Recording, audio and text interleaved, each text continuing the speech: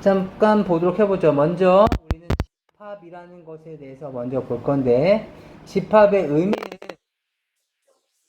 있을 거라고.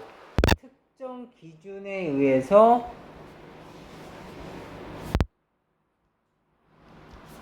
분명하게 정해진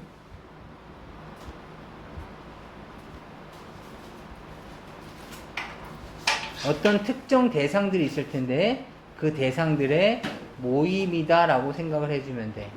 그러니까 뭐 예를 들어서 뭐 6의 약수다 라고 한다면 그 누가 얘기를 해도 1하고 2하고 3하고 6인 거지. 야, 6 너는 좀 아닌 거 아니야? 이렇게 하지 않아. 그치? 또는 1, 2, 3, 6이 있는데 여기에다가 야 12도 그냥 한번 넣어주자 이렇게 되지가 않아. 누가 봐도 명확하고 끼고 빠지고가 명확해야 돼. 이렇게 되어져 있는 모임들을 집합이라고 할 거고, 거기에 나와 있는 이 대상들이 있겠죠? 지금 같으면 1, 2, 3, 6 이런 애들을 뭐라고 부르냐면 원소라고 불렀었죠. 맞습니까? 그래서 이러한 모임을 내가 A라는 모임이라고 얘기를 해본다면 이렇게 얘기할 수 있었겠죠? 뭐 문장 한번 예를 들어볼까요? 1이라는 원소가 있었을 거 아닙니까? 1은 A라는 집합 A에 속한다. 맞는 말입니까? 집합 A에 속한다. 집합 A의 원소이다. 맞는 말이죠. 4는 집합 A에 속한다. 맞는 말입니까? 아니죠. 그렇다면 속하지 않는다라고 얘기를 할 거라고요. 그렇다면 이렇게 문장이 길어지니까 우리는 이것을 간단하게 기호는 어떻게 표시할 거냐면 1이라는 놈은 집합 A의 원소다 또는 속한다 또는 일부분이다 라는 것에 element라는 영어 단어가 있죠. 여기서 여기는 이자를 길게 늘어뜨려서 이렇게 삼지창을 쓸 겁니다. 그 다음 속하지 않는다라는 것을 기호로는 4는 집합 A에 속하지 않는다. 괜찮을까요?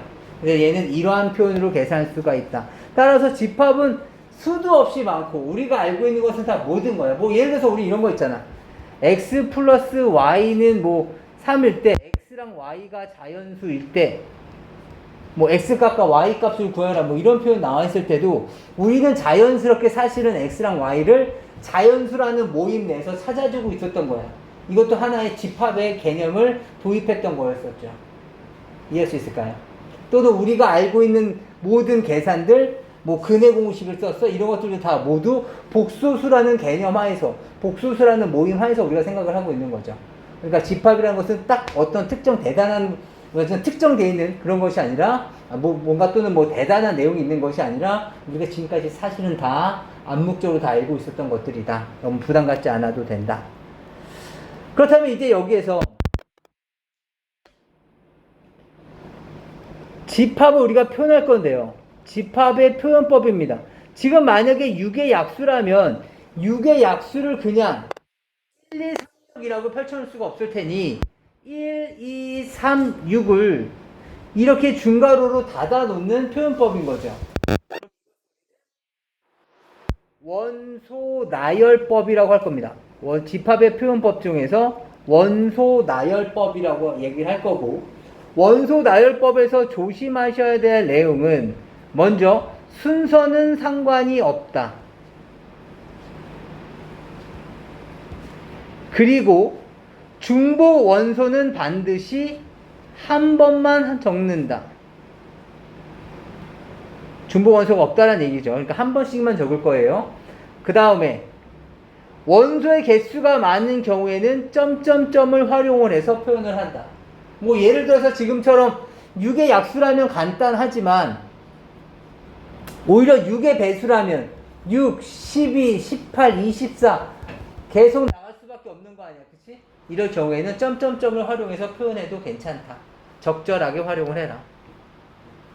그 다음 또는 이렇게 원소 나열법으로 다 나열하는 것이 아니라 두 번째, 조건 제시법이라는 것이 있는데 말 그대로 집합을 표현하는 사람이 조건만 제시해 주는 것이고 그걸 보고서 우리가 짐작해 보는 거죠. 이렇게 x는 6의 약수란다. 단 그 x 값을 가질 거라. 그렇기 때문에 이렇게 해서 이렇게 표현을 할 거야. 그럼 여기에는 그 원소의 조건을 적어줄 거고 여기는 바로 그 원소에 해당되는 거죠. 따라서 6의 약수 1, 2, 3, 6을 조건제시법으로 표현한다면 x바 x는 6의 약수. 봐봐. 그럼 한번 연습 한번 해봅시다. x바 x는 그래요. 6의 약수야. 뭐뭐 있어?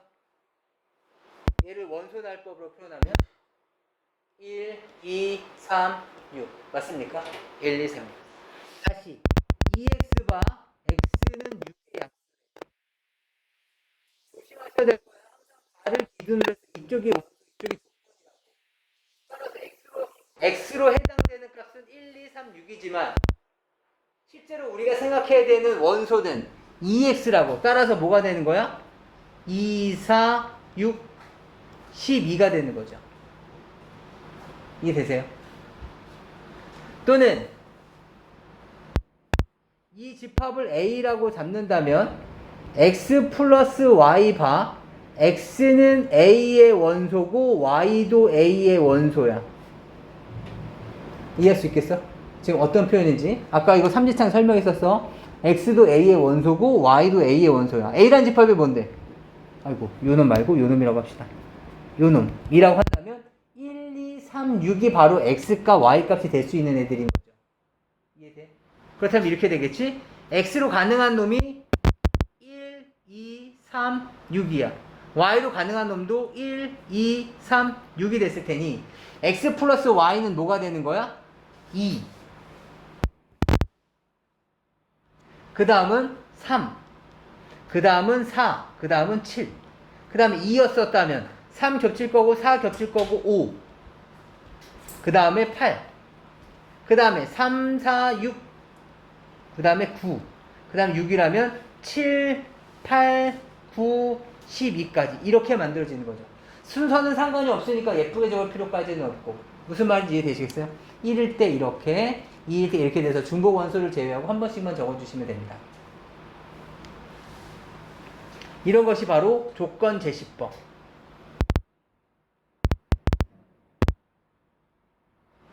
그 다음에 세 번째 해당되는 부분은 벤 다이어그램이 있는데 집합과 집합 사이의 관계를 나타내는 데 있어서 지금처럼 집합의 이름을 적어주고 여기에 원소를 배치시키시는 거죠. 그렇다면 이건 언제 유용하냐면 A라는 집합이 1, 2, 3, 6이라고 할까요? 6? 이렇게 주어져 있고 B라는 집합이 2, 6, 10, 14 이렇게 주어져 있었다면 여기서는 B라는 집합이 이렇게 표현될 수 있었겠죠. 그래서 이렇게 표현하는 벤 다이어그램을 활용한 방법도 있다. 괜찮을까요? 집합의 표현법에 대해서 지금 하고 있는 거고요. 그 다음에 이번엔 집합을 분류를 한번 해볼까요? 집합의 분류를 해봅시다. 집합의 분류는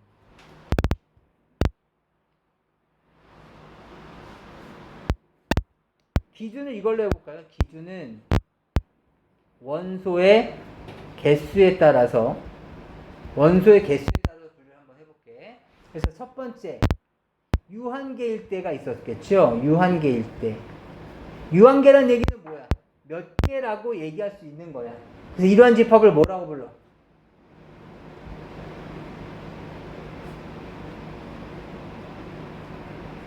너무 쉬워서. 그쵸? 맞습니다. 유한집합이라고 부릅니다. 원소의 개수가 유한계가 있을 때 유한집합. 이게 되겠니? 유한계가 있으면 몇 개라고 얘기할 수 있을 거 아니야. 무한계가 있다면 뭐 자연수의 집합이 있어. 자연수 몇 개야? 몇 개라고 얘기할 수 없잖아. 그치? 무수히 많기 때문에. 그럼 얘네들을 뭐라 부르겠어? 무한집합. 그럼 독특하게 만약에 원소 개수가 하나도 없다면 원소가 없어.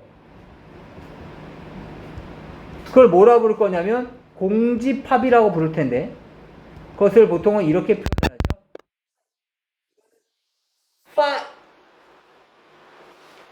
파이야. 파이가 아니라 파이야. 알겠죠? 아무튼 이 공집합입니다. 그럼 이 공집합은 유한집합일까요? 무한집합일까요?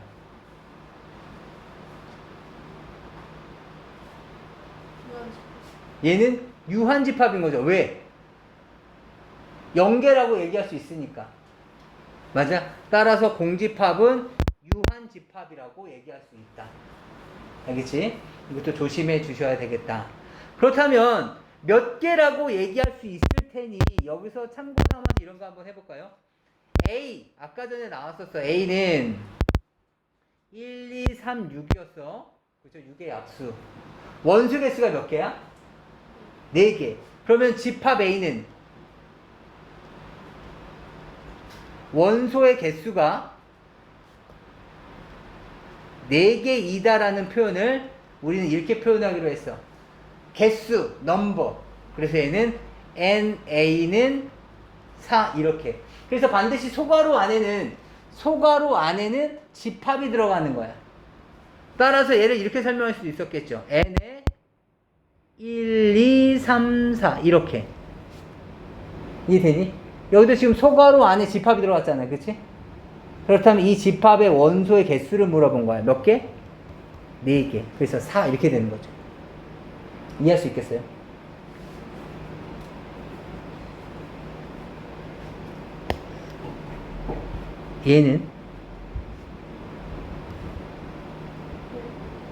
얘는 소괄호 안에는 집합이라고. 그치? 공집합은 원소 개수가 몇 개 있다고? 공집합은 아까 뭐라 그랬었어? 원소가 없는 거라 그랬었잖아. 맞니? 따라서 원소 개수 몇 개? 0개. 그렇다면 이 숫자는 뭐여야 돼? 0이어야 돼. 이해되니? 이 파이는 사실 그리스 문자 중에 하나거든요. 그렇기 때문에 봐봐. 내가 얘를 이렇게 한번 해볼게. 얘는 뭐가 되는 걸까?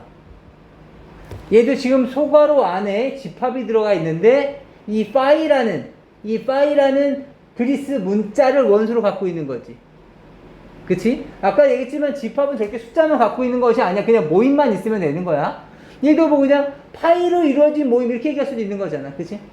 따라서 이것도 하나의 모임인 집합이라고. 그러면 이 집합의 원소 개수는 몇 개야? 1개. 맞니? 1개. 얼마? 1 이렇게 됐을 거라고. 구분 지을 수 있겠어? 이거 굉장히 중요한 내용이니까 잘 기억을 해놔야 돼.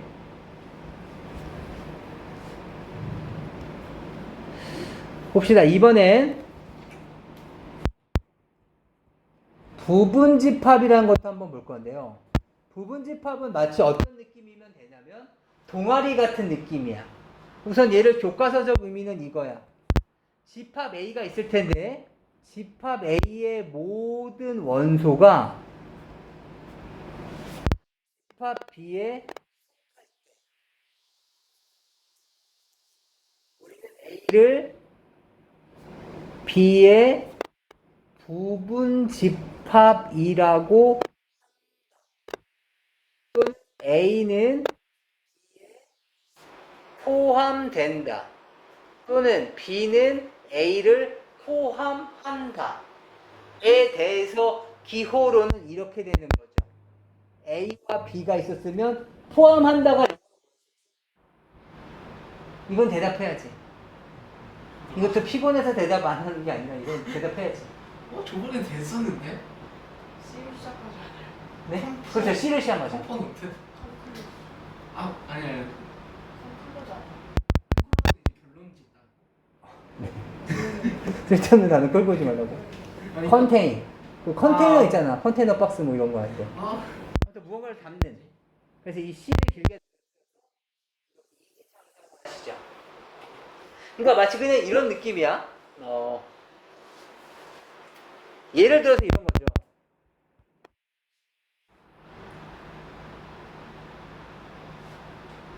광문고에 문학부가 있어. 책만 있는 거야. 그렇다면 얘는 광문고 있는 학생들이 봤었을 때 광문고 학생들로만 다 되어져 있었을 거 아니야. 광문고에 있는 문학부 모집할 때 다 지원한 학생들이었을 테니까. 그렇다면 얘네들은 이렇게 이지창이 되는 거야. 그런데 그런 거 있잖아. 봉사 동아리 같은 경우에는 각 학교마다 몇 명씩 뽑아서 이렇게 연합 동아리를 만들잖아. 봉사하겠다고 해서 그냥 한 두세 명 가서 봉사하겠냐고. 각 학교들마다 이렇게 연합해서 연합 동아리를 만든다고. 그런 거 있지 않아요? 잘 모르겠습니다. 그럴 필요 없어요. 그래요. 아무튼 연합 동아리가 있습니다. 아니면 뭐 교회 동아리 같은 경우에 연합 동아리 있고 뭐 아무튼 이런 연합 동아리가 있어. 그래서 어떤 특정 연합 동아리에 갔더니 광문고 학생도 있고 한영고 학생도 있고 선사고 학생도 있는 거야. 그렇게 된다면 얘는 이거의 부분집합이라고 얘기할 수가 없는 거죠. 왜냐하면 누구 때문에? 한영고 학생이랑 그 선사고 학생 때문에. 무슨 말인지 아시겠어요? 광문고의 부분집합이 되기 위해서는 무조건 부분집합은 다 광문고 학생으로만 이루어져 있어야 돼요. 그래서 부분집합이 되는지 안 되는지 보려면 여기 있는 요소 중에서 이런 놈들이 없어야 돼요. 여기 속하지 않는 놈들이 없어야 돼요. 다 속해 있어야 된다. 이해할 수 있을까요? 그렇다면 이 부분집합의 성질은 잠깐 어떤 특정 공집합이 있어. 노동부야. 노동동아리. 무조건 여기에 들어가시게 되면 하루 종일 삽질만 계속 하는 거야. 아무도 없겠지. 그것도 어떤 특정 집합의 부분집합이라고 얘기할 수 있어. 아무도 없어도 괜찮으니까. 또 광문고 학생의 모임. 그것도 명확하잖아. 누구 딱 봤었을 때 광문고 학생들이 쭉 다 배열해 있는 상태에서 광문고 아닌 애들 있으면 너 나가라고 해야 되고 광문고 바깥쪽에 있는 애 있으면 너 들어와서 너 광문고잖아 해서 넣을 수도 있단 말이야. 조건이 명확하죠. 따라서 광문고 자체도 자기 자신의 부분집합이 되는 거죠. 이해할 수 있을까요? 그리고 봐봐. A가 B의 부분집합인데 B는 C의 부분집합이래. B는 C의 부분집합이래. 얘가 의미하는 것은 뭘까요? A는 C의 부분집합이라는 것을 얘기하고자 하는 거죠. 이해될까요? 그러니까 마치 이런 느낌이죠. A가 B의 부분집합인데 B는 C의 부분집합이래. 그럼 A는 C의 부분집합에 해당되겠죠. 맞습니까? 그 다음 A가 B의 부분집합인데 이번엔 B가 A의 부분집합이래. 이건 뭘 의미하는 걸까요? A랑 B랑 같다라는 것을 의미를 하는 겁니다. 이해되실까요?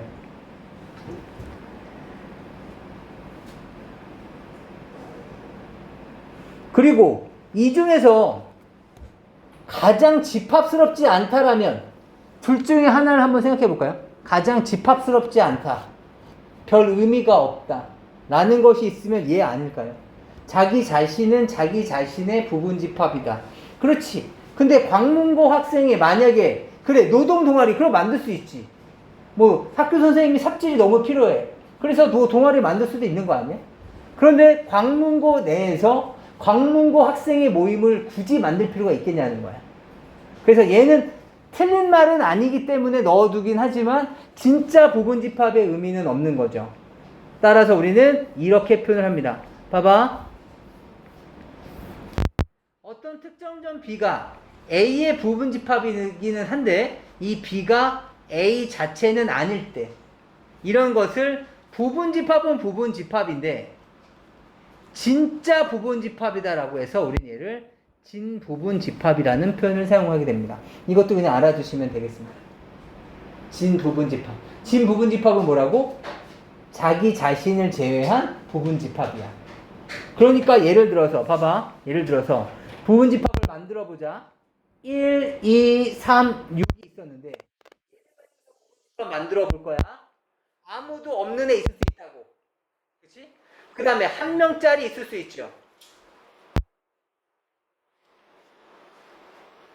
그 다음에 2명짜리 있을 수도 있고요.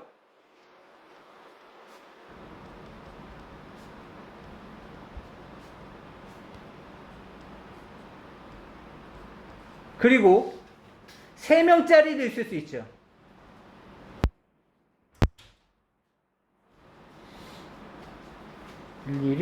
뭐가 빠졌냐? 126, 236, 그리고 136이 있었겠네. 그쵸?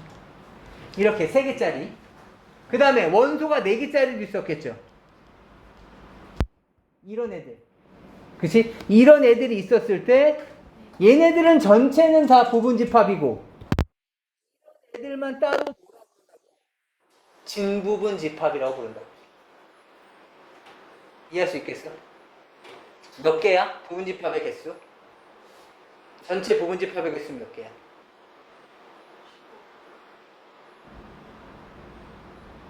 지금 윤수를 제외한 나머지 학생들이 지금 이것을 잠깐만요. 하나, 둘, 셋, 넷, 다섯, 5에다가 6에다가 지금 이렇게 계산하고 있었으면 정말 기억 안 나고 있는 겁니다. 봐봐. 부분집합의 개수는 다음처럼 정리해 주시는 거죠. 봐봐. 이렇게 볼까요? 그냥 따로 정리하시나. 봐봐. 워낙 중요하기 때문에 부분집합의 개수는 부분집합을 만들 수 있는 경우의 수거든요. 부분집합이 만들어질 수 있는 모든 상황을 다 만들어 놓은 거야. 어떤 집합을 만들었을 때, 그리고 2 혼자 들어갈 수 있는 상황도 만들어 본 거고, 어떤 놈을 만들었을 때 136이 들어가 있는 상황도 만들어 놓은 거고, 따라서 모든 경우의 수야. 따라서 경우의 수의 성질을 잠깐 끌고 오시면 고배 법칙 기억나십니까? A에서부터 B까지 가는데